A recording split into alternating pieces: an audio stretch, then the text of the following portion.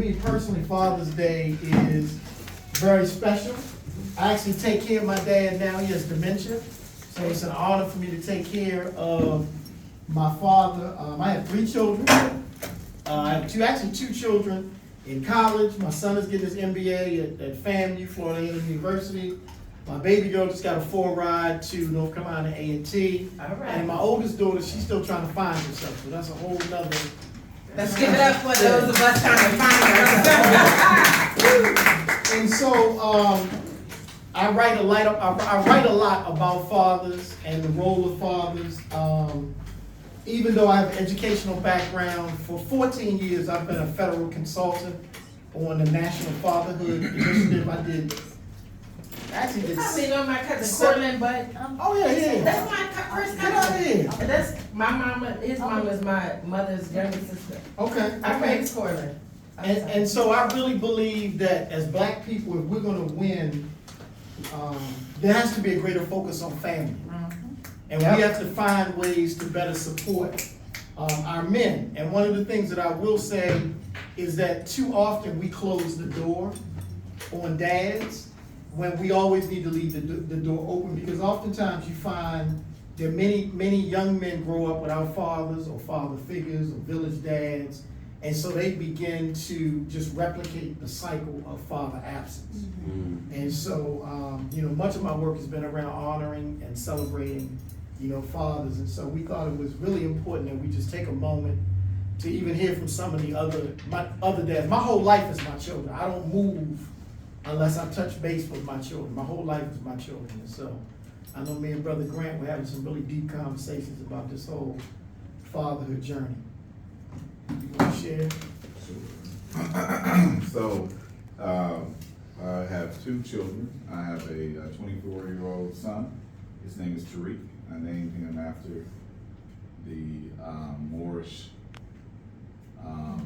person that went into Spain, 711 AD, and conquered Spain. You went to 7-Eleven. 711 AD. And so, that was my son. We had an at-home birth, so I actually called my son. And my daughter, she's 14 now, and that was cesarean, so I couldn't catch her in my hand. But It would have been a little difficult. so 2 beautiful children. My son actually, he's trying to find himself. He went 3 years to Art Institute to say that I'm gonna try to find myself and live on his last years. Really? And so he works at Delta Airlines, and so that's a beautiful thing, especially for parents. Yes. But I've been flying this way forever, so it's allowed me to fly around the world. Got plenty of family that work for But that. that extended to me. And so we do a lot of work as well with fathers. Brother, he knows one of my best friends whose whole mission is fatherhood and family, and restoring the Black family. You may saw the shirt I had on yesterday, the Black Man Lab, which a part of our work there was to bring our sons together and then extend that to their friends. We also see ourselves as father of the community for those who don't have fathers. And we impart face-to-face messaging to young Black men every Monday and every Tuesday in Atlanta.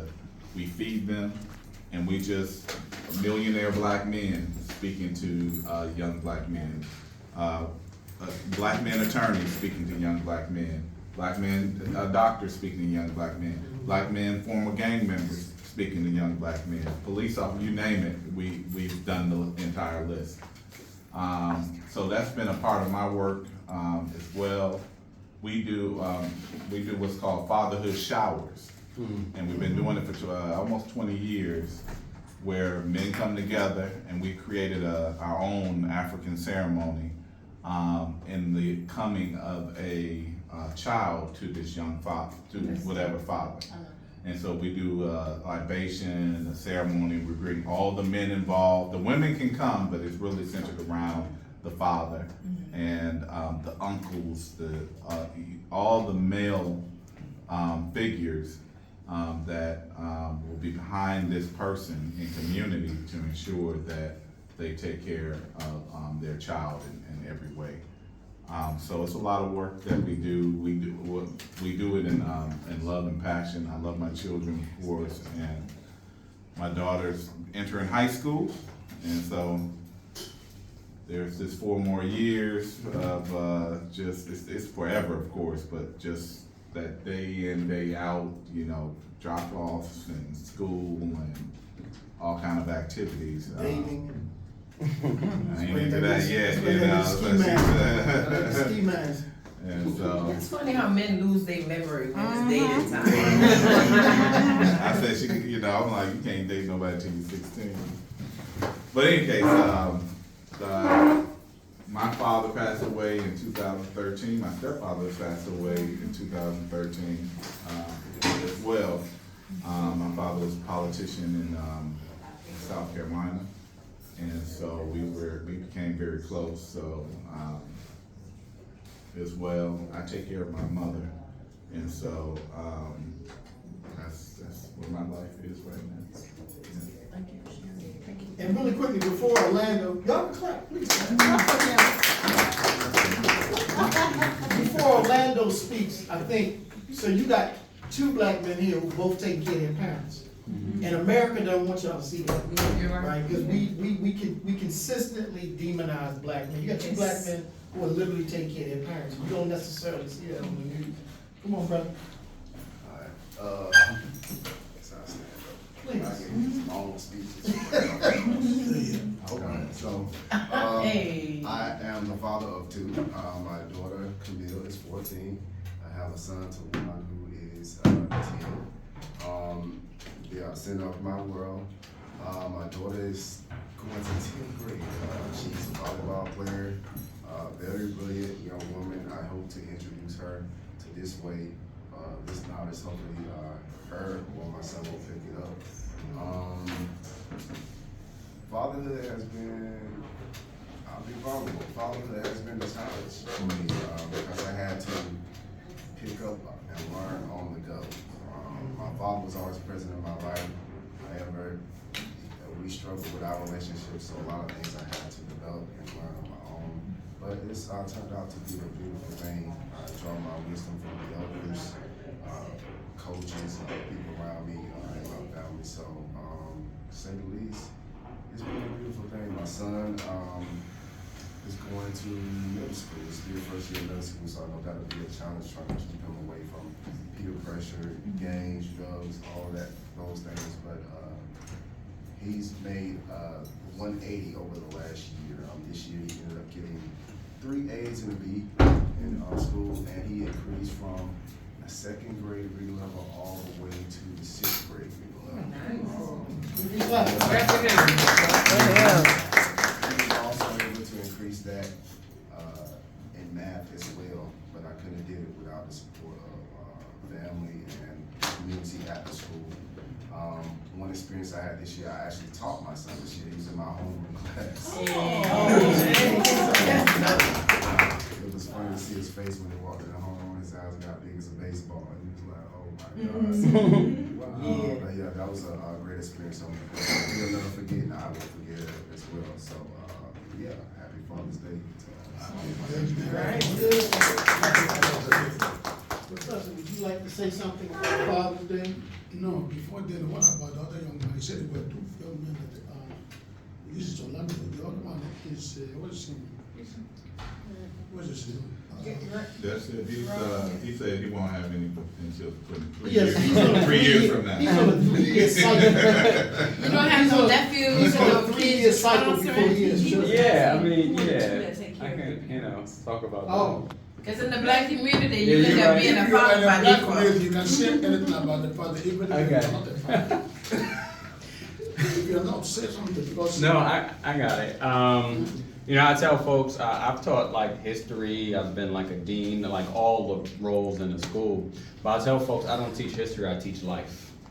And I think the most important thing that you can do as an educator is to teach young folks character.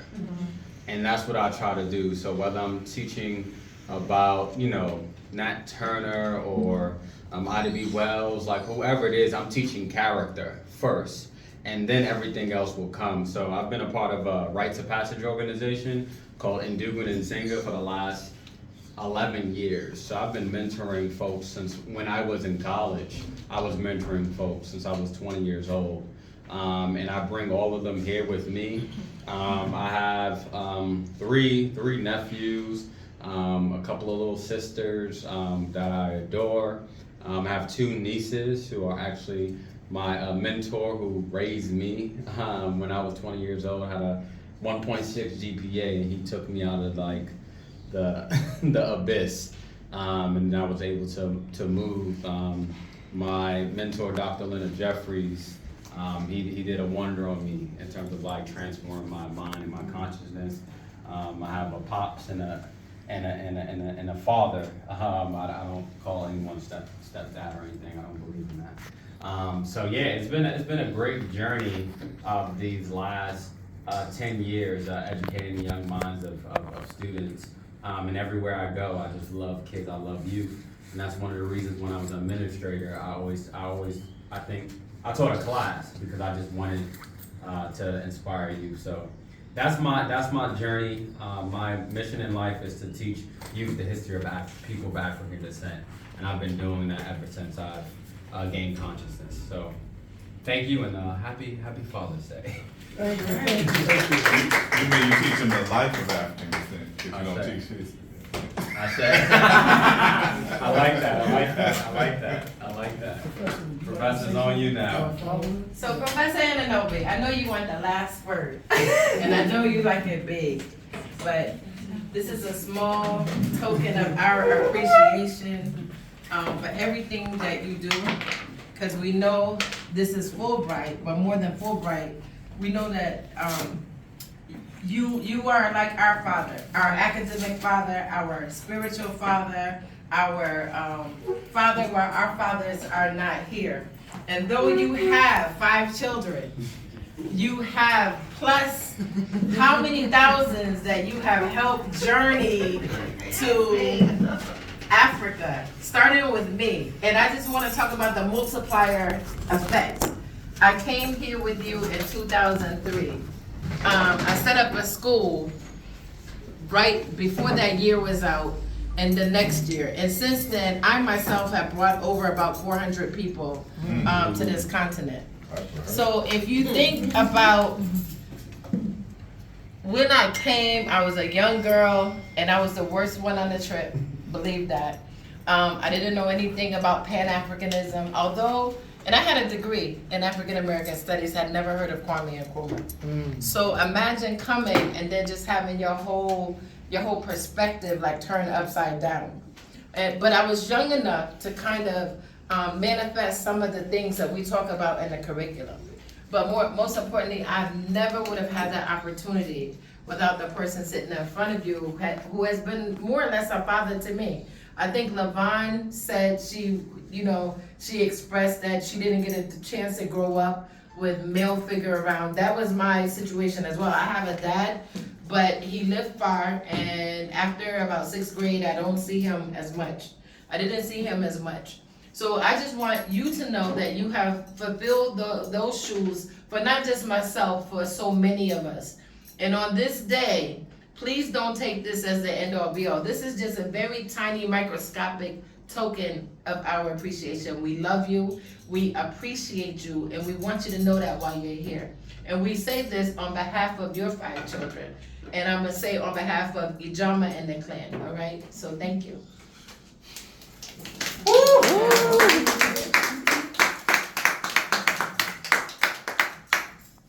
Hey, who is that ugly? Thank you. Thank you, everybody. First of all, before I do anything, I want somebody to take this picture. Okay, let me take a picture of this. this is why we're delayed today. Okay. Thank you. Excuse me. To be sincere, I don't know whether to cry or to laugh. Because when people speak your mind, they make you speechless. I was speechless because I was asking myself one question: how did I come to this point? It's not how I mentored some people, but how did I come to this level? Then I remember the importance of family. My father has us 11. But from my mother's side, we are 9. 7 boys, 2 girls. My father is not a graduate, but he was a business person. And as a business person, he believed that education is important. In the process of educating us, he first educated his own brother, the one he knew directly before their father died. And then in the process of educating his junior brother, he deprived my senior brother the opportunity to go to college because he couldn't do both of them at the same time. So my own brother, the one that knew me directly, I told you that all of us went to university except my senior brother did not go to university because my father was trying to tell his own brother, the last baby. And then the 6th person that senior me choose not to go to school. He become a businessman and he become the breadwinner of the family. So while we are here growing up, my brother decided to be sending us overseas, not our father. The one that senior me, I'm the 7th. And then he see people that senior him is more than what? 5. He started to send us America. And from there, the dream of my father came to materialize. That is education. In fact, our family brought education in our community. So, when my senior brother returned to the United States, he has already had 5 children. So my first brother that didn't go to school because of his uncle going to university. My uncle, my father's brother went to university for a Bay College, Sierra Leone, 1945, 1946. So we came back. My goal and my junior brother's goal was to train our senior brother's children, the one that didn't go to school. And he has 5 boys and 2 girls. So we have to put all of them to university. And then we started to look into the family and family building. Because the greatest resource you can give to somebody in this world is education. We started to look at another family. We started to find a way to empower them through scholarship, through everything. And then we still remember my father. Like everybody, you must always remember your father. My father had been crying every day because of lack of money. He wasn't able to buy the car he wanted to drive. He was driving this Volkswagen, the smallest Volkswagen, the old one. So in 1993, I was telling somebody there, in 1993, I bought Mercedes through a grant writing and sent it home. Through a grant writing. I wrote a grant on international business education. And the international business is for small businesses, community businesses. We have to teach them how to export or engage in exporting their communities also. And we wanted to take them to various parts of the world. And we put the cost of those things in the program. So it's not that I steal the money to do it. I have to travel. I have to travel to Ghana, I have to travel to South Africa, I have to travel to various countries. And sometimes we do it as a group. In the process, during the summertime, I don't do anything. I was paying too high because I have to run the grant. So I was able to save money and buy the car and send it to my father. I'm the first person that did it. And my father was so happy. I sent it home, I get him a driver, and I made him just feel that he is number one. So, my father called me. He said, everything that I do here for him, I must do it for I must do it for my father-in-law. That if my father-in-law is not a good person, I won't be able to get a good wife. That a good wife is like a good brother and a good family friend. Therefore, whatever I do for him, I must do it for my father-in-law. Whatever I do for my mother, I must do it for my mother-in-law. Sandra Ananobi, you want to take this? Yes, tell Sandra, I will call her. Okay, 1 second. To cut this story very short, I have been doing a lot of almost everything you guys said here with respect to family. I wasn't looking at a family in the form of a nuclear family. I was looking at a family and a big picture. In 2016, I went home from here. I landed, I didn't go to my father's house. I just left airport, stopped at our university, our secondary school in our town. That secondary school was put there by my father-in-law. At that time, he was Commissioner of Education. I don't know anything about it at that time. He put that secondary school in our own place, our own area. I went there and I saw that that community college is dying. The roof was off. The water is falling. When it rains, the water is falling, and the principal was asking, is there any man in this community? So the school was falling and falling and falling. So I didn't know what asked me. I must stop to that school.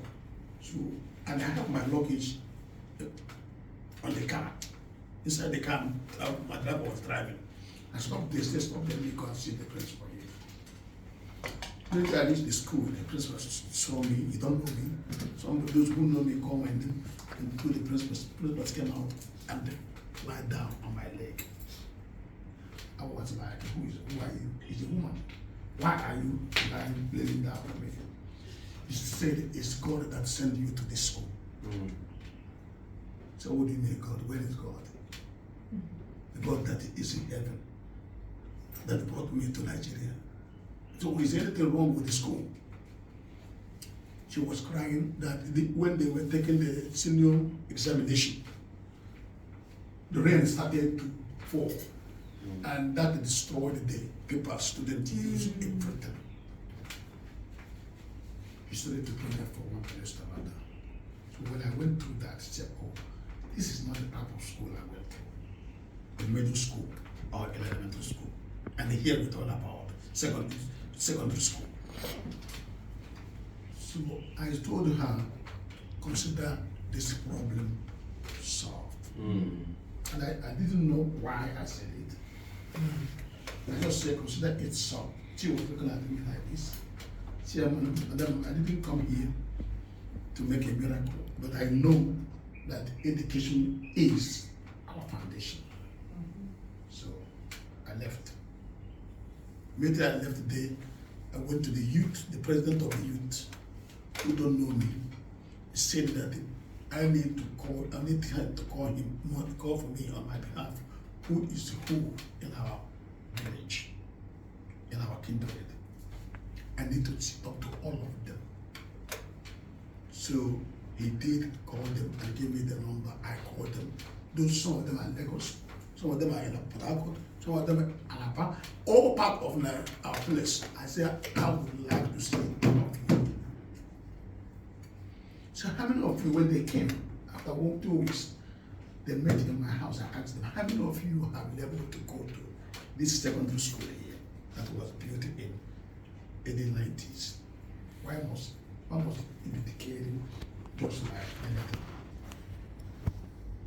So I titled the topic concerned Amanachi development. I'm from Amanachi. So the school is the number one development.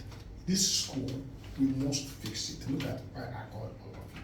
I mobilized bus, took the 5 of them, we just straight to the college. They went and saw the college. And the money started to pour in to the person that actually responds with the youth. When it begins to pour in, I put there 500,000, which if we converted is about at that time 2,100. There's people started putting money. Now that school now is completely renovated. So, and I saw that all of you are doing the same thing. I told you guys here, it is God that established this particular thing. It's not me. Because if it is me, it will be different. Because some of the applications, I didn't even see them. But there are certain ones that I know happen. So sometimes nature shapes things the way it's supposed to be. First, I will begin by telling you guys, if I have offended you in one way or another, or the way I speak, you may not like the way I speak, but take it as the way I am. Because it is too late that I can change. It's very late. This is how I have been. I've been an advocate of anything. I may not say it right. I may say it with a very powerful voice, but eventually it will produce result. Because if I didn't push these people and ask them questions, why is it that you are in country? You can't go to primary school, you can't go to secondary school. How would you to let these people grow, these young people that are coming out? Even the Vice Chancellor, who is my own in-law, I sent two containers of books to when he became the Vice Chancellor at the university. Free at no cost for the university. Send these books to primary schools and show your face. That's what we do in America. Let them know that a child is the father of a man. Eventually a child will grow. But if a child is growing without a mentor or a role model, then how would they think that one day they will know that they were sitting in the seat that you were sitting before you reached the Vice Chancellor? He didn't capture it. And because he didn't capture what I said, he called the principals in his office and delivered the books that I sent from United States. My goal was for him to really go to various primary schools, deliver these books, and then speak to the students in the class. It wasn't done. Then I picked it up and completed the assignment. The reason why I completed it, I want the students to know that I went to school, primary school, across the secondary school there. And I don't want them to think that the only thing they will be good for is stealing money or doing something wrong. I want them to know that they can grow positively and reach the level that I am today. So I did that. It was later the Vice Chancellor realized what I was preaching. Because if I use my real voice, he may not like it. And knowing that he's my in-law, he's older than me, I just delivered this message, he didn't get it, I picked it up. Second container came in, I decided to go from one school to another. So, we are one. Whether we are black in London, black in Germany, we are all African. And I said that for a reason. My wife was brought to this country by Dr. Slaughter. At that time, I had not been to any global education. I don't even know what the international education is. I met a few Slaughter last his seminar, Dr. R.L. Slaughter. He was in our seminar, the first presenter in our seminar. This is the patrol orientation. Yes, okay. He's African American female male that taught me at Alabama A&M University. Yes. He taught me 2 classes in undergraduate and decided to let me know that I can't go back to Nigeria without having a PhD. I didn't know what a PhD is. Nobody has had a PhD in my company, my family, in my village, in my town. I don't know what it is. I won't tell you. If I tell you I know a PhD, what is a PhD, if I come to the United States, I'm a liar. It was Slaughter that taught me and realized that I have the brain. I told him, I'm not going to do a PhD. One, I have no girlfriend. I have not, since I've been to this country, I was living with my brother. My brother has two children with his wife. I don't even have a private room. I was sleeping in the kitchen. I was sleeping in the kitchen. My brother don't have money to get 2-bedroom apartment. But part of it was ignorance, because in America, 2-bedroom apartment is cheaper than 1-bedroom apartment. So he didn't know. So when Slaughter told me that, and I told him that, he said, well, when you are ready to get married, I'm not a citizen.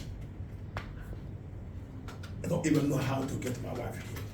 He said, when you are ready to get married, go ahead and get married. Get me the name. I will invite her. I thought he was joking.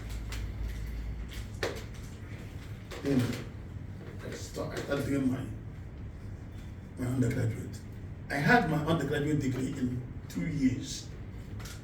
The university refused to give me the degree. I was carrying 24 hours, 23 hours. I have never carried anything less than 24. Oh. So at a point, all of them are A's. The school was not checking. When I tried to apply for graduation, they said I didn't come to the United States with the advanced degree. How can I graduate 4 years in 2 years? So I dumped it. I studied with economics, and then I having courses in economics. So in 4 years, I have a bachelor's degree in economics and a bachelor's degree in political science from Alabama A&M University.